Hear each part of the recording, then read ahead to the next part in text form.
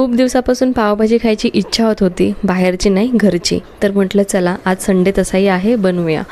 तर इथे सकाळी भाजीपाला आणला होता, त्याच्यामध्ये बरेचसे भाज्या आणल्या होत्या पावभाजीसाठी.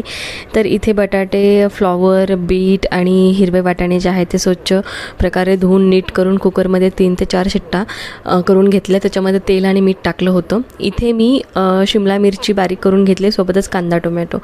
तर पातेल्यामध्ये तेल आणि बटर टाकून जिऱ्याची फोडणी दिली आहे. त्याच्यानंतर कांदा टाकलेला आहे. कांदा चांगला परतला की त्याच्यामध्ये टोमॅटो टाकलेले आहेत. टोमॅटो आणि कांदा परतताना मी त्याच्यामध्ये मीठ टाकलं होतं.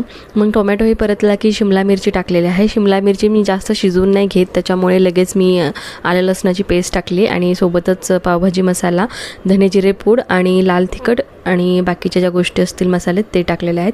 छानपैकी मिक्स केले. इकडे भाज्याही शिजून तयार आहेत. आपल्या भाज्यांमधलं पाणी काढून घेतलं जेणेकरून की पटकन मॅश होतील, बारीक होतील.